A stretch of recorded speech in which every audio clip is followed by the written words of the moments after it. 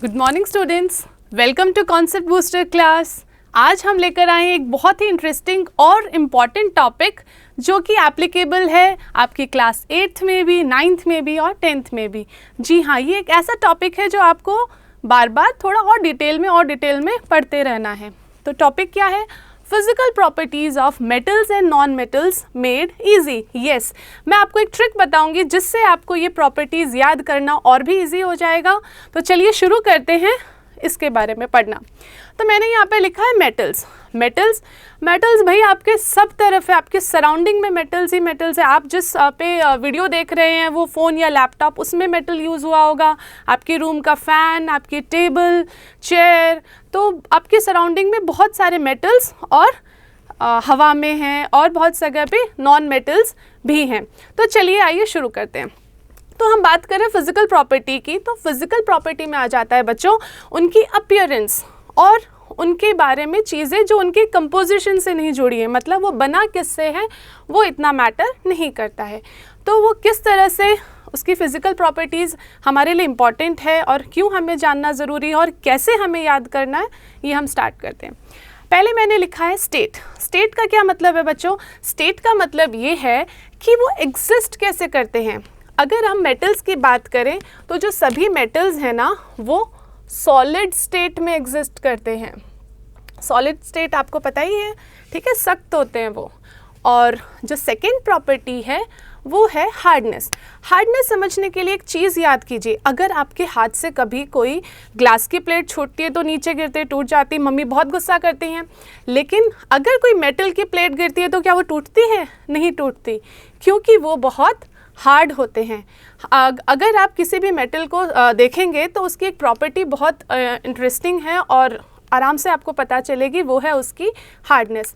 तो मेटल के बारे में हम ये कह सकते हैं कि जनरली, ये वर्ड याद रखिएगा, जनरली मेटल्स आर हार्ड, ठीक है, सख्त होते हैं, वो ठोस होते हैं। अगली प्रॉपर्टी है मैलिएबिलिटी। मैलिएबिलिटी के लिए आप एक चीज़ याद कीजिए। सपोज़ आपके पास एक आयरन का ब्लॉक है और आप उसको एक हैमर लेकर आते हैं और उस पर स्ट्राइक करते रहते, तो क्या होगा? वो अपनी साइज़ में थोड़ा कम होता जाएगा और फ्लैट होता जाएगा, शीट में कन्वर्ट होता जाएगा, ठीक है। तो यही प्रॉपर्टी मेटल्स की, जिसमें आप उन्हें थिन शीट्स में बीट करके, ठीक है ना, उसको पीट के हैमर से बीट करके थिन शीट्स में ले आते हैं, उस प्रॉपर्टी को बच्चों कहते हैं मैलिएबिलिटी। तो जो मेटल्स हैं उनकी हम थिन शीट्स बना सकते हैं। कितने थिन? आपने देखा होगा आपकी जो फेवरेट मिठाई है उसके ऊपर एक सिल्वर की लेयर रहती है, वो सिल्वर फॉइल जो है मैलिएबिलिटी की वजह से ही तो पॉसिबल है। आयरन के जो टूल्स होते हैं, स्पेड होता है जैसे, उसकी शीट्स हैं, वो भी क्यों पॉसिबल है? मैलिएबिलिटी की वजह से ही पॉसिबल है, ठीक है। एल्यूमिनियम फॉइल जिसमें आप फूड रैप करते हैं अपना, वो भी मैलिएबिलिटी। ओके, तो थिन शीट आपके इमेजिनेशन में आता है तो प्रॉपर्टी आ जाती है मैलिएबिलिटी की। नेक्स्ट प्रॉपर्टी की अगर हम बात करें तो वो है डक्टिलिटी। डक्टिलिटी से कैसे इसको समझना है? आप देखिए, जो इलेक्ट्रिसिटी के वायर्स होते हैं जनरली कॉपर के होते हैं, है ना। तो वायर की अगर मैं बात करूं तो वायर्स पॉसिबल है मेटल्स के, they can be drawn into thin wires. तो ये जो प्रॉपर्टी है मेटल्स की, इस प्रॉपर्टी को हम कहते हैं डक्टिलिटी, ठीक है। डक्टिलिटी का भी कितना एक्सटेंट, ये भी एक अमेजिंग फैक्ट है। आपको पता है बच्चों, अगर आपके पास 1 ग्राम गोल्ड है, उसका आप 2 किलोमीटर लंबा वायर बना सकते हैं। Yes, you heard it right, 2 kilometre long wire from just 1 gram of gold. How it's possible? Because of ductility.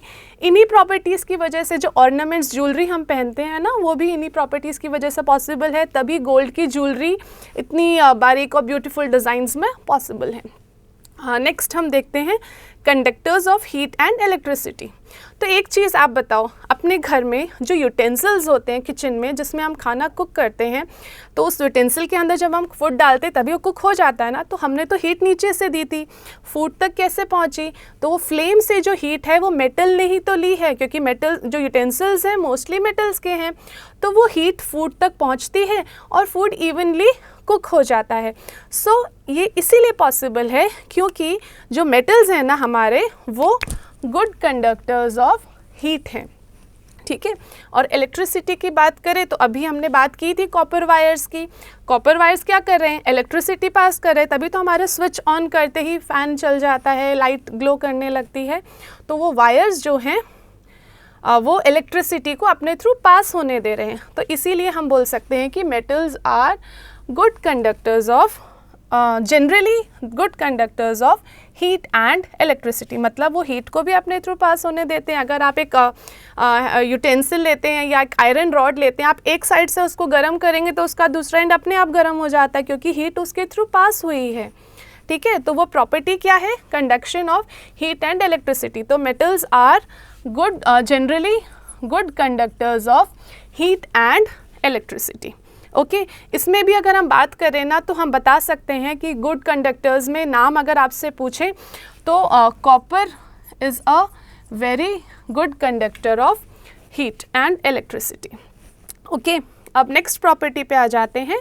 Next property है बच्चों लस्टर। लस्टर याद कैसे रहेगा आपको, आप ज्वेलरी पे वापस हम बात करते हैं। ज्वेलरी देखो, गोल्ड की कोई नई चेन है या फिर बैंगल्स हैं तो उन पे एक शाइन रहती है ना। एक आयरन मेटल का फ्रेशली कट सरफेस होगा तो उस पर भी एक शाइन रहती है ना, एक चमक रहती है। उस शाइन की प्रॉपर्टी को हम कहते हैं लस्टर। तो लस्टर वर्ड याद रखने के लिए आपको जो वर्ड याद रखना है वो है शाइन। तो जनरली जो फ्रेशली कट सरफेसेस होते हैं मेटल्स के, उन पे एक लस्टर रहता है। हमेशा रहता है नहीं, कई मेटल्स होते हैं जिनको फ्रेशली कट करोगे तभी रहेगा। जैसे आयरन है, फ्रेशली कट आयरन पे ही आपको शाइन दिखेगी, बाद में तो उस पर रस्ट आ जाता है। एल्यूमिनियम भी थोड़ा, सिल्वर भी ब्लैकिश हो जाते हैं, लेकिन गोल्ड है, प्लैटिनम है, इन पे शाइन बहुत लंबे समय तक रहती है, तभी तो वो ज्वेलरी में यूज़ होते हैं। ओके, तो लस्टर से याद रखिए वर्ड शाइन। ओके, नेक्स्ट पे हम आ जाते हैं सोनोरस।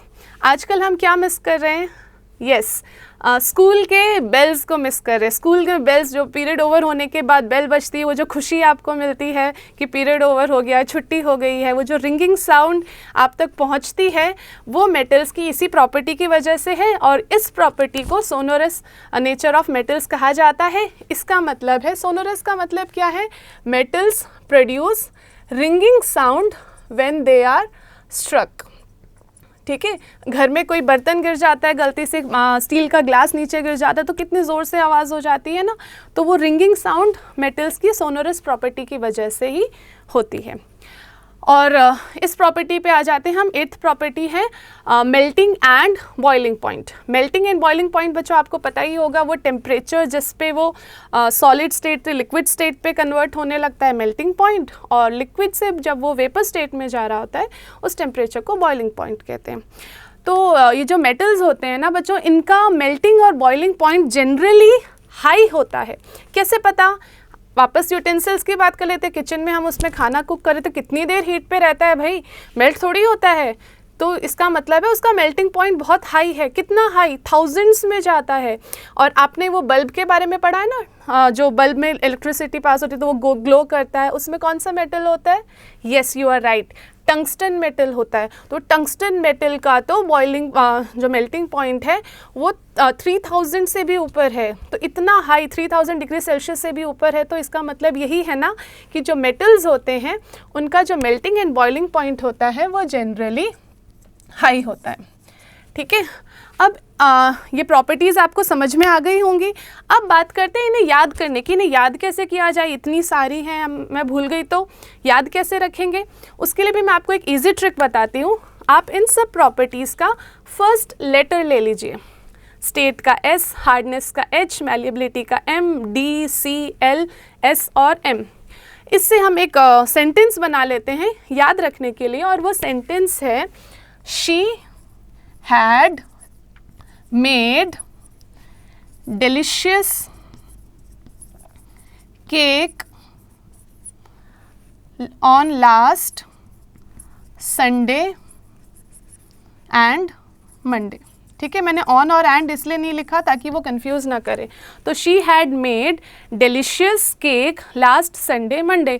तो एस से हो गया स्टेट, H से हो गया हार्डनेस, M से मेलिएबिलिटी, D से डक्टिलिटी, C से conduction of heat and electricity, L से लस्टर, S से सोनोरस और M से मेल्टिंग एंड बॉइलिंग पॉइंट। तो आप इसे याद रख लीजिए, she had made delicious cake last Sunday and Monday, ये आप याद रख लीजिए। फिर फर्स्ट लेटर आप खाली लिखिएगा, फर्स्ट लेटर लिखते ही आपको सारी प्रॉपर्टीज़ याद आ जाएंगी।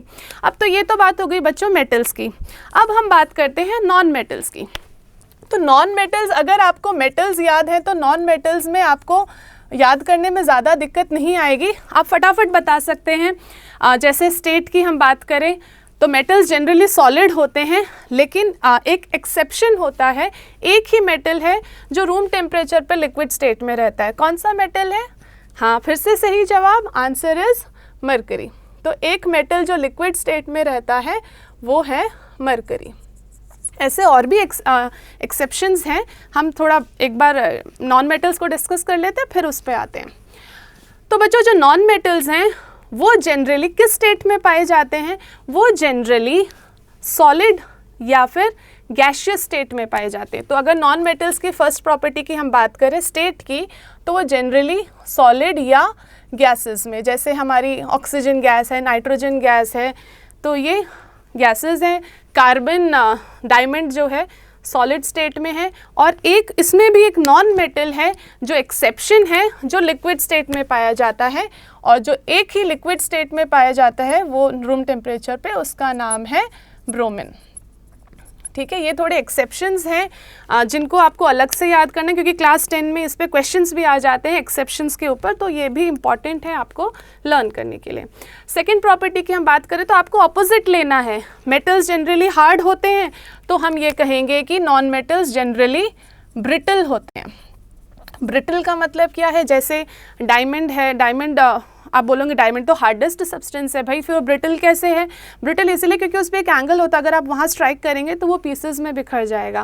कार्बन जो है, ठीक है, कार्बन को भी अगर आप स्ट्राइक करते हैं तो वो बिखर जाएगा, पीस पाउडर फॉर्म में आ जाएगा, इसीलिए हम बोलेंगे कि वो हार्ड नहीं होते, जनरली ब्रिटल होते हैं। ठीक है, अगर डायमंड की हम बात करें तो वो एक्सेप्शन में भी आ जाता है, क्योंकि डायमंड कार्बन से बना है और कार्बन एक नॉन मेटल है, फिर भी वो हार्डेस्ट सब्सटेंस है। ब्रिटल तो बस वो एक पर्टिकुलर एंगल होता है जहाँ पे स्ट्राइक करने से वो ब्रिटल बन जाता है, नहीं तो डायमंड को ग्लास कटिंग वगैरह में भी यूज़ किया जाता है। It is the hardest substance known on earth. Malleability की बात करें तो हम यही कहेंगे कि they are not malleable. Okay, malleable नहीं होते, आप उनको स्ट्राइक करेंगे तो वो पीसेस में आ जाएंगे, ठीक है, स्मॉल स्मॉल पीसेस में बिखर जाएंगे। सेम चीज़ आप डक्टिलिटी के लिए कह सकते हैं, नॉट डक्टाइल। और फिर अगर हम बात करें conduction of heat and electricity की, तो ये जनरली पुअर कंडक्टर्स होते हैं, ये अपने थ्रू हीट और इलेक्ट्रिसिटी को पास नहीं होने देते। एक्सेप्शन ज़रूर हैं, जैसे ग्रेफाइट है जो एक नॉन मेटल है, कार्बन का ही फॉर्म है, पर वो इलेक्ट्रिसिटी को पास होने देता है। तो एक्सेप्शंस तो रहेंगे ही, ठीक है, इसलिए मैं आपको बता भी रही हूँ। और जो सिक्स्थ पॉइंट है, लस्टर है। नॉन मेटल्स पे जनरली एक डल अपीयरेंस होती है, इन पे शाइन नहीं होती। लेकिन बच्चों फिर से यहाँ पर एक्सेप्शंस हैं। अगर आप बात करें डलनेस की या लस्टर की, तो आयोडीन एक नॉन मेटल है, फिर भी उस पर लस्टर है, फिर भी उस पर शाइन है। डायमंड की हम बात कर ही रहे थे, उस पर भी शाइन है। तो ये कुछ एक्सेप्शंस नॉन मेटल्स में आ जाते हैं। और अगर सेवेंथ प्रॉपर्टी हम देखें सोनोरस नेचर, तो दे आर नॉट सोनोरस, यानी कि वो रिंगिंग साउंड प्रोड्यूस नहीं करते। और अगर हम मेल्टिंग बॉइलिंग पॉइंट की बात करें तो जनरली इनके जो मेल्टिंग और बॉइलिंग पॉइंट्स होते हैं वो लो होते हैं। मैं जनरली बार बार इसीलिए बोल रही हूँ एक्सेप्शंस की वजह से। मैं एक्सेप्शन बहुत बार रिपीट कर दिया बच्चों, इसको आपको याद रखना है, स्पेशली क्लास 10 स्टूडेंट्स को। ओके, अब जब एक्सेप्शंस की बात ही चल गई है तो क्यों ना मेटल्स के भी एक्सेप्शन समझ लें। जैसे एक एक्सेप्शन तो मैंने आपको स्टेट का दे ही दिया।